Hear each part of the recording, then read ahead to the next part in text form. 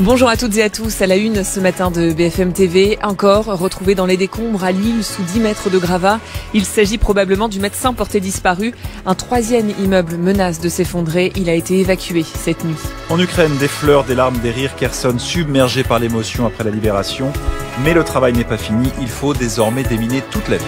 Nous vous raconterons aussi avec Boris Karlamov la périlleuse opération de sauvetage menée dans la Manche pour secourir des dizaines de personnes qui tentaient de rejoindre l'Angleterre.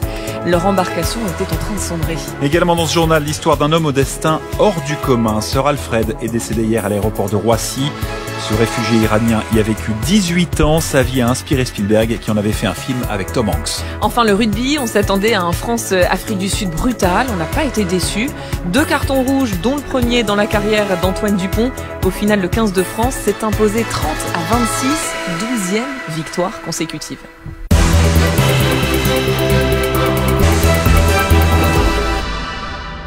C'est l'information de la nuit. Le scénario redouté se confirme à Lille. Une personne sans vie a été localisée dans les décombres des 2 immeubles qui se sont effondrés hier matin. Un troisième bâtiment menacé de s'effondrer. Il y a eu des évacuations une nouvelle fois pendant la nuit. Les précisions sur place de Célia Jousfredi.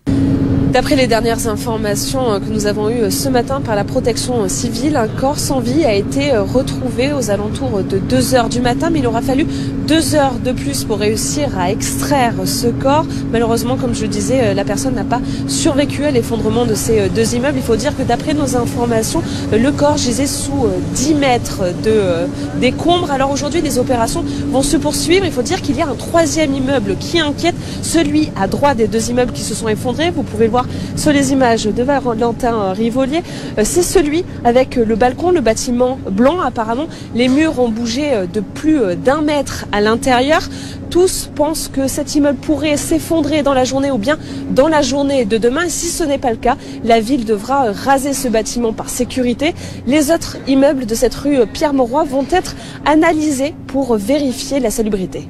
L'actualité à l'étranger, il n'aura fallu que quelques heures pour qu'un semblant de normalité revienne à Kherson. La police ukrainienne est là, les services audiovisuels publics ont été rétablis. Sur les écrans d'ailleurs, l'Ukrainien a remplacé le Russe. Et les sourires sont revenus sur les visages, à l'image de ce militaire qui court chez lui à la rencontre de sa grand-mère qu'il n'a pas vue depuis des mois. Il s'agenouille et l'embrasse. L'autre visage de la libération de Kherson est beaucoup plus sombre. Après donc ces fleurs, ces drapeaux et ces sourires, il faut découvrir ce qui s'est passé pendant les 254 jours d'occupation. Guillaume Barqui.